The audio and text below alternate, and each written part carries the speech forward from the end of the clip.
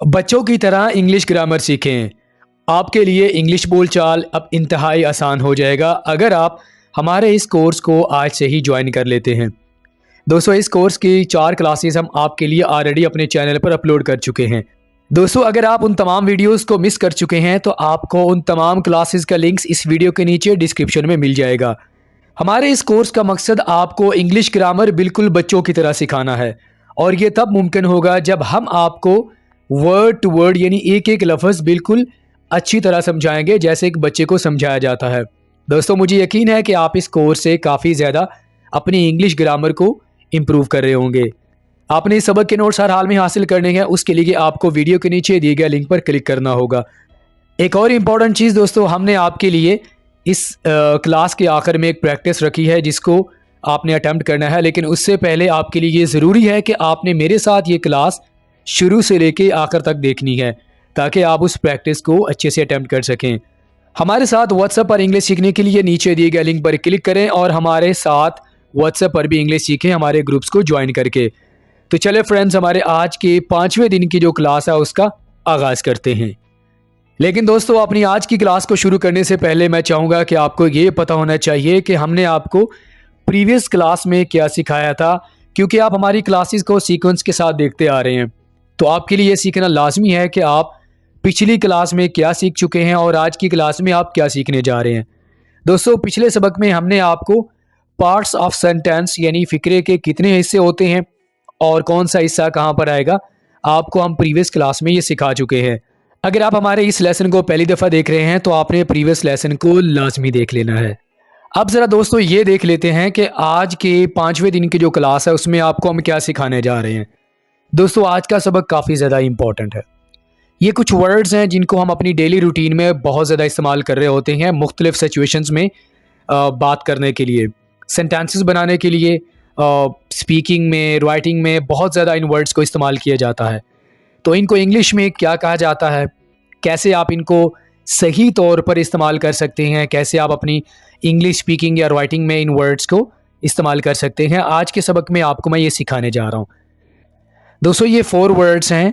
This, इसका माना होता है ये, दैट वो, दिस ये सब, दोस वो, यानी जब आप कोई ऐसी चीज़ के बारे में बात करना चाहते हैं जो आपके सामने नहीं है तो उन चीज़ों के बारे में बात करने के लिए आप दोस का वर्ड इस्तेमाल करेंगे।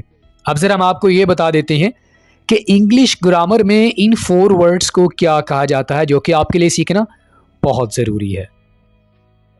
स्टूडेंट्स, इन चारों वर्ड्स को इंग्लिश में डिमॉन्स्ट्रेटिव प्रोनाउन कहा जाता है। डिमॉन्स्ट्रेटिव प्रोनाउन, डिमॉन्स्ट्रेट, ये हमारे पास एक वर्ड है डिमॉन्स्ट्रेट। डिमॉन्स्ट्रेट का माना होता है किसी चीज़ को, किसी चीज़ की तरफ इशारा करना, वजाहत करना ताकि आगे वाले को बात समझ आ जाए। ठीक है, यानी अगर हम किसी को ये बताना चाहते हैं इशारा करके, वजाहत करके किसी चीज़ के बारे में, तो हम इन वर्ड्स को यानी डिमॉन्स्ट्रेटिव प्रोनाउन का इस्तेमाल करते हैं। डिमॉन्स्ट्रेटिव प्रोनाउन का माना क्या होता है, यानी वो अल्फाज जो किसी चीज़ की वजाहत या इशारा करते हैं। ठीक है, यहाँ तक बात क्लियर होगी आपको। जब हम किसी चीज़ या शख्स की तरफ इशारा या वजाहत करना चाहते हैं तब हम इन वर्ड्स का इस्तेमाल करते हैं। मुझे उम्मीद है कि यहाँ तक आपको एक बात तो क्लियर होगी कि इन वर्ड्स को क्या कहा जाता है और इन वर्ड्स को हम किस मकसद के लिए इस्तेमाल करते हैं। ये अगर आपको वाज़ेह हो गया तो आगे आपके लिए लेसन समझना बिल्कुल आसान होगा। इन 4 वर्ड्स को कहा जाता है दिस, दैट, यानी ये हमारे पास 4 वर्ड्स हैं, दीज एंड दोस। ठीक है, तो इन वर्ड्स को डिमॉन्स्ट्रेटिव प्रोनाउन इंग्लिश ग्रामर में कहा जाता है। तारीफ आपको मैंने बता दी है। अब हम क्या करेंगे, हम आपको 1 बाय 1 यानी इन वर्ड्स को डिटेल में डिस्कस करेंगे, आपको एग्जाम्पल्स के ज़रिए समझाएंगे ताकि आपके लिए मज़ीद जो कन्फ्यूजन है वो भी क्लियर हो जाए। तो सबसे पहले हम एग्जाम्पल्स देख लेते हैं। आपको मैंने बताया कि हमारे पास 4 वर्ड्स हैं, this, that, these and those. सबसे पहले आपने ये इस किताब को देखना है। ये आप इशारा देख रहे हैं दोस्तों, हम इस किताब की तरफ कर रहे हैं। तो इस तरह के जो आप इशारे करते हैं ऐसी सिचुएशंस के लिए कि आप इन वर्ड्स का इस्तेमाल करते हैं। ठीक है, अब जो इंपॉर्टेंट बात समझने की है वो ये है कि आया कि वो चीज़ आपके साथ पड़ी है, आपसे थोड़ी सी दूर पड़ी है, वो चीज़ एक है या दो है। यहाँ पर आके इनमें थोड़ा सा डिफरेंसेस आ जाते हैं। तो अगर तो वो चीज़ आपके बिल्कुल साथ पड़ी है जिसकी तरफ आप इशारा कर रहे हैं, तो आप कहेंगे दिस बुक। दिस बुक का माना क्या होता है? वो किताब, यानी ये किताब जो बिल्कुल आपके साथ पड़ी है। ठीक है, this book, this cat, this chair. ठीक है, अगर तो वो चीज़ है दूर, आपके बिल्कुल साथ नहीं पड़ी हुई, बल्कि आपके सामने तो पड़ी है लेकिन वो है दूर, तो उसके लिए जो आप वर्ड यूज करेंगे वो है दैट। किताब अगर आपसे थोड़ी सी दूर पड़ी है तो आप क्या बोलेंगे? दैट बुक, वो किताब जो वहां दूर पड़ी है। ठीक है, अगर तो जिस चीज की तरफ आप इशारा कर रहे हैं वो दो या दो से ज्यादा हैं, पड़ी भी आपके सामने है लेकिन दो या दो से ज्यादा हैं, तो उसके लिए जो आप वर्ड यूज करेंगे वो है दीज। तो आप क्या कहेंगे? दीज बुक्स, जो दो या दो से ज्यादा हैं। अच्छा, अगर तो वो चीज़ें आपके सामने नहीं पड़ी फिर भी आप उनकी तरफ इशारा करना चाहते हैं, आप ये कहना चाहते हैं कि वो किताबें, तो आप उसके लिए ये वाला वर्ड यूज करेंगे दोज बुक्स। ठीक है, तो यहां तक आपने क्या चीज सीखी? अगर कोई चीज हमारे पास पड़ी है, कोई चीज हमारे हमसे दूर पड़ी है, तो ऐसी सिचुएशंस के लिए हम कौन से वर्ड्स का इस्तेमाल करेंगे, ये आपको मैंने यहाँ पर बता दिया एग्जाम्पल्स के ज़रिए। मुझे उम्मीद है कि ये भी आपको समझ आ गया होगा। आगे मज़ीद हम इनकी एग्जाम्पल्स देख लेते हैं ताकि मज़ीद आपको ये क्लियर हो जाए। ये देखिए, अभी आपको मैं बता चुका हूँ कि यहाँ पर फ़र्क सिर्फ इतना है कि कोई चीज़ कितनी करीब पड़ी है, कोई चीज़ कितनी दूर पड़ी है। नंबर 2, आप एक चीज़ के बारे में बात कर रहे हैं या आप दो चीज़ों के बारे में बात कर रहे हैं।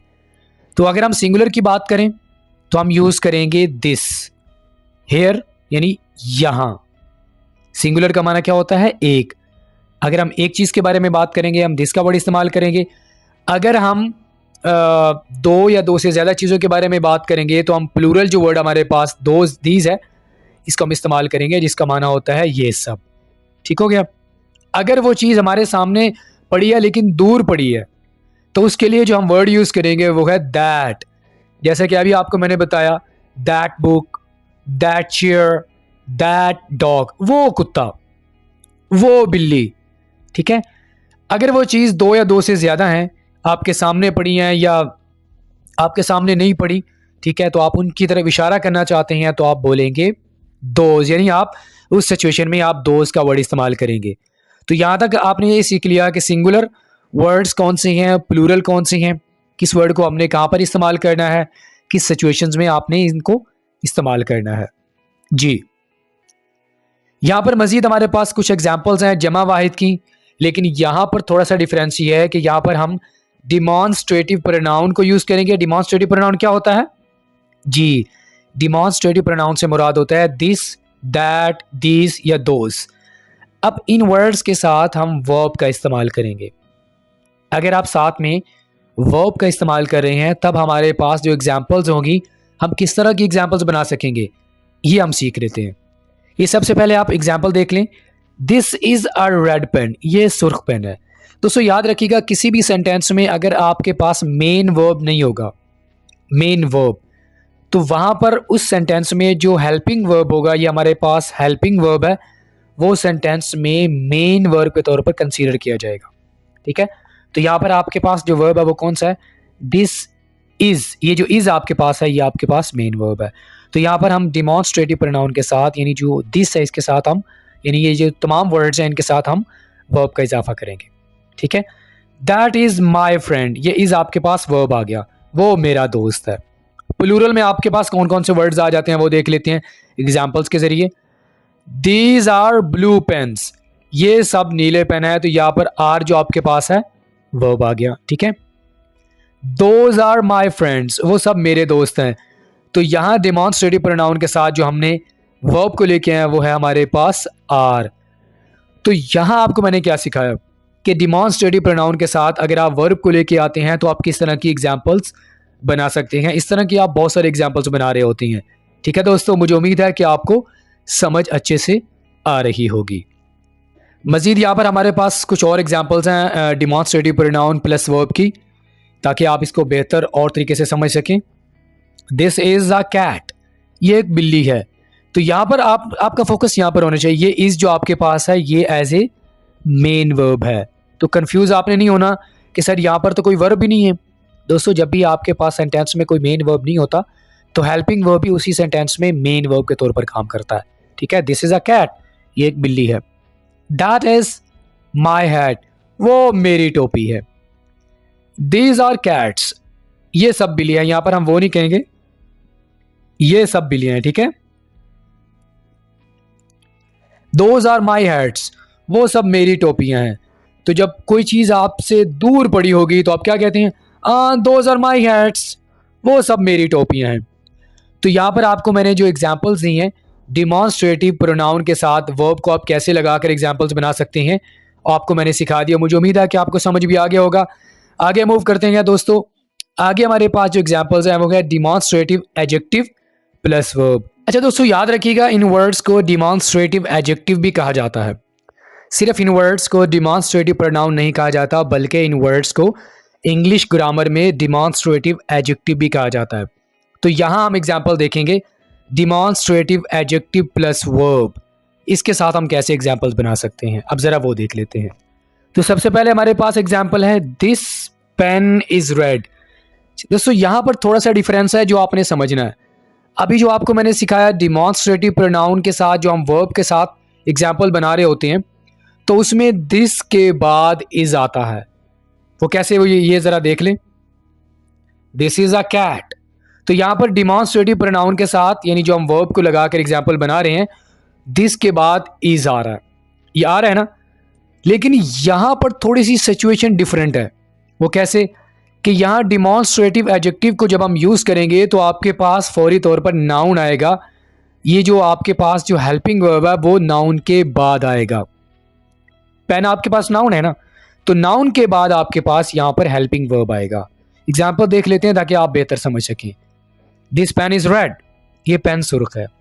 दैट कार इज नाइस, तो यहां पर हम डिमॉन्स्ट्रेटिव एडजेक्टिव यानी इन वर्ड्स के बाद हम फौरी तौर पर नाउन को लेके आ रहे हैं और हेल्पिंग वर्ब आपके पास नाउन के बाद आ रहा है।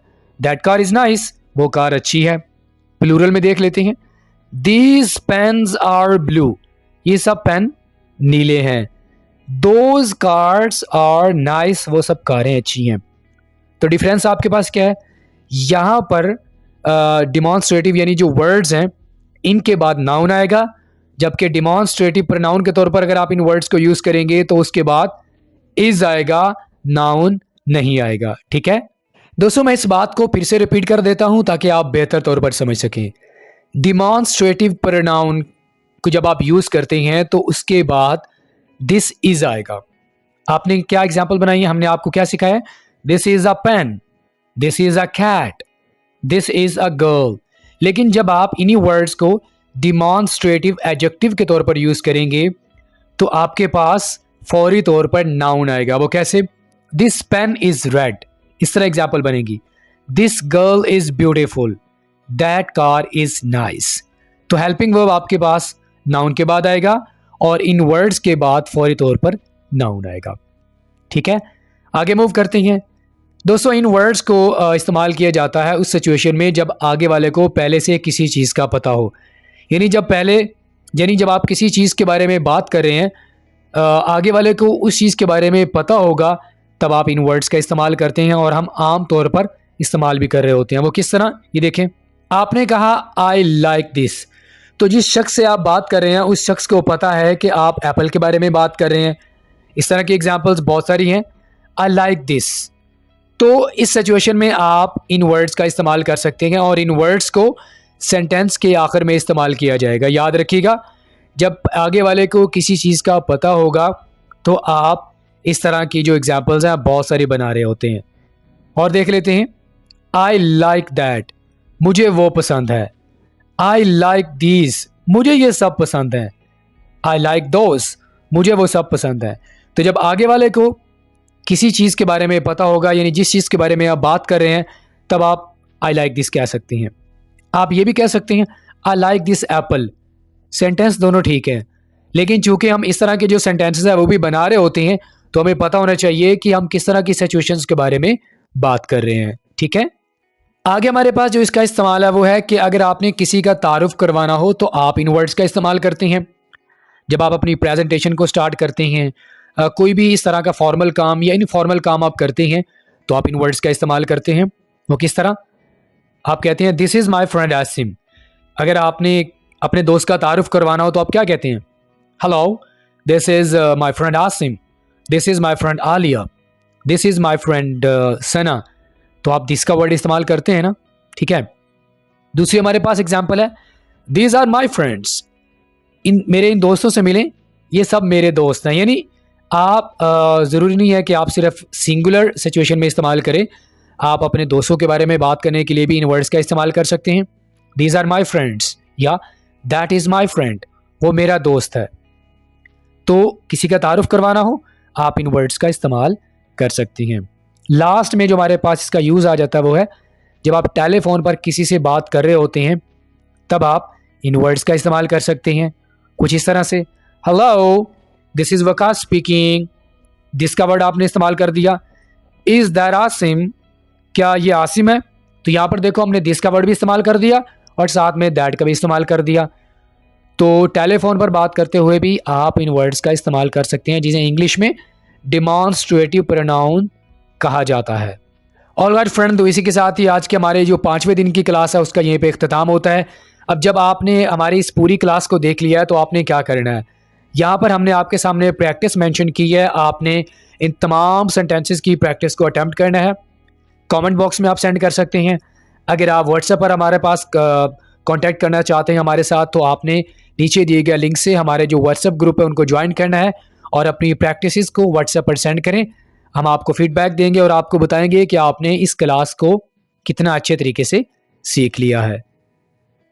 ऑलराइट फ्रेंड, तो इसी के साथ ही आज की हमारी क्लास यहीं पे इख्तिताम होती है। दोस्तों, मुझे उम्मीद है कि आपने आज की क्लास नंबर 5 से बहुत कुछ सीख लिया होगा। अगर आपको आज का लेसन अच्छा लगा हो तो लाइक करें, अपना फीडबैक हमें ज़रूर दीजिएगा। अगर आपने हमारे चैनल इल्म रेडी को सब्सक्राइब नहीं किया तो हमारे चैनल को ज़रूर सब्सक्राइब करें। फ्रेंड्स, आपके साथ मुलाकात होगी नेक्स्ट किसी और लेक्चर के साथ। टिल देन, अल्लाह हाफिज़।